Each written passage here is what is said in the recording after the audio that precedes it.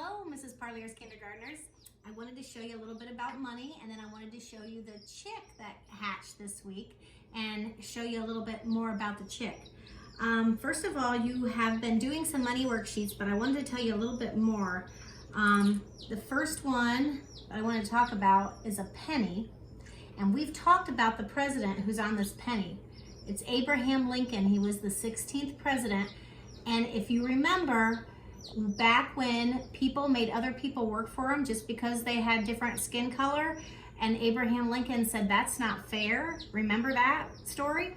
Well, we thought he was so important, we put him on our penny. So that's Abraham Lincoln. On the back is, we have a memorial for Abraham Lincoln. It's like a building that honors him, and it's in Washington, D.C., and that's a picture of the Lincoln Memorial on the back. If you take a magnifying glass or look very carefully, you can actually see the little statue of Abraham Lincoln in there. So you guys could do that later. Well, a penny is only worth 1 cent. So pennies are kind of easy because if you have something that's worth 3 cents, how many pennies do you think it's gonna cost? If each penny is worth 1 cent, let's come to 3. 1, 2, 3. So if it's 3 cents, it's gonna be just 3 pennies. So pennies are easy. So pennies are the easy things. Dimes are probably the next easiest because we already practiced counting by tens, and the dime is worth 10. A dime is the littlest coin, so it's even littler than a penny, even though it's worth more.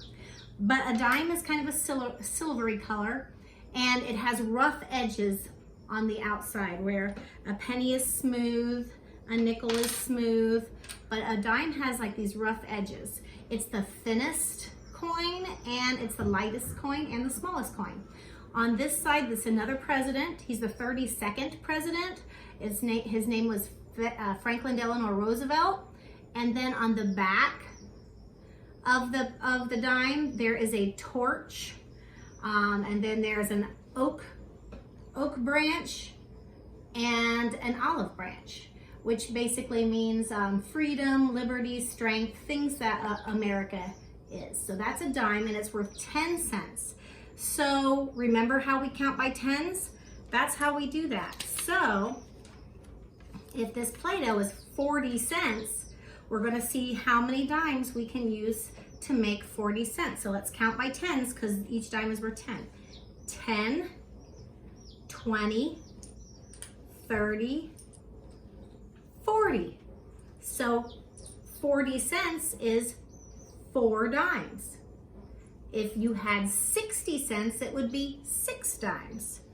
80 cents would be 8 dimes. See how that goes? Now, you can also count up to 40 by using nickels. And a nickel is bigger than a dime. It's bigger than a penny. It has smooth sides. It's not as big as a quarter. So in a quarter in first grade, you'll be learning about quarters. It's not as big as a quarter. A nickel is 5 cents, and we hadn't gotten around to counting by fives yet, so we'll practice that in a minute. But Thomas Jefferson is on the nickel. He is also a president. I think he's like the 3rd president. Yep, 3rd president of the United States. And this is his home. Monticello was Thomas Jefferson's home, and they have that picture on the back of the nickel.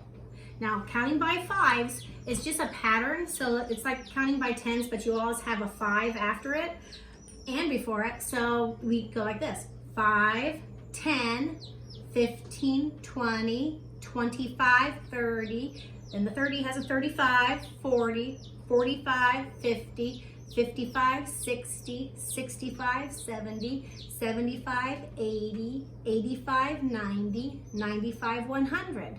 So hopefully your parents can help you practice counting by fives so you can do well with the nickels. Now, we already said that if it's 40 cents, it would be 4 dimes, 10, 20, 30, 40.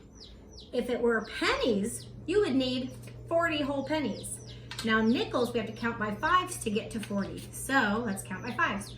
5, 10, 15, 20, 25, 30, 35, 40. So there we have 40 cents. So let's count and see how many dimes we need, or nickels we needed.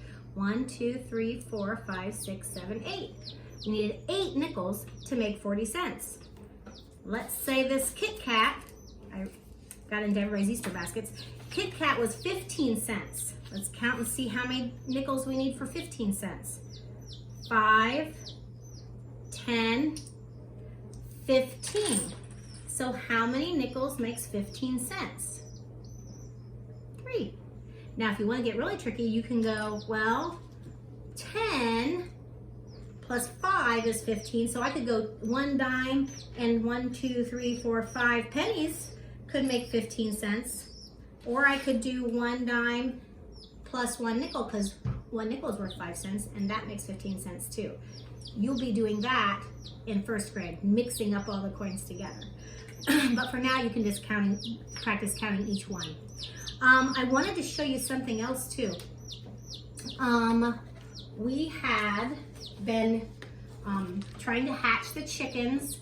We had 11 chickens. Only 1 hatched. Sometimes that happens.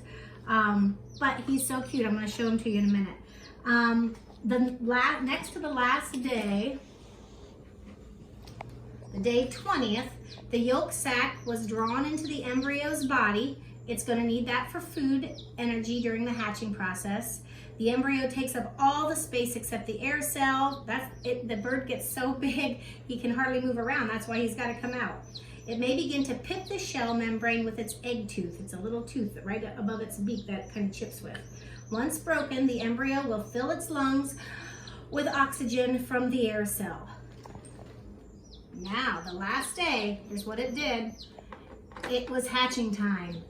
It was the embryo's normal position before hatching is to have its head under its right wing at the large end of the egg, because remember, that's the air hole. The legs are up over its abdomen, which is his belly. The embryo uses its egg tooth to pip or break or chip almost all the way around the inside of the shell. It like makes a little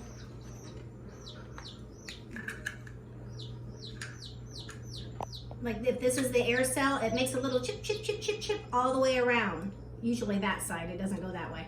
Like that. So it kind of just makes a little chip across the whole thing so the egg will break apart easier. Then by kicking, it emerges out of the shell all wet and tired.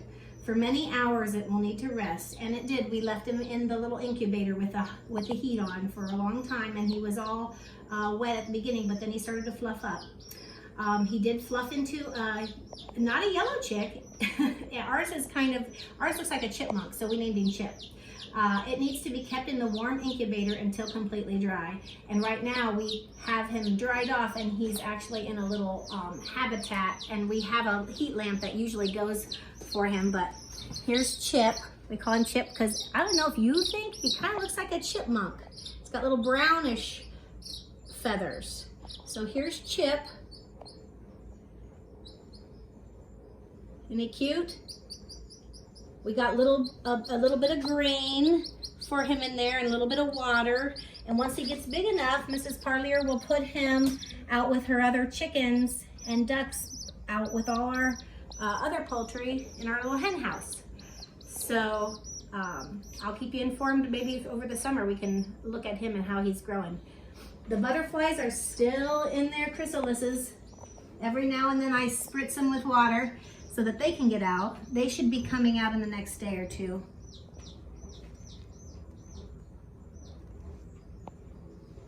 So everybody have a great weekend, and I'll see you next week. Bye.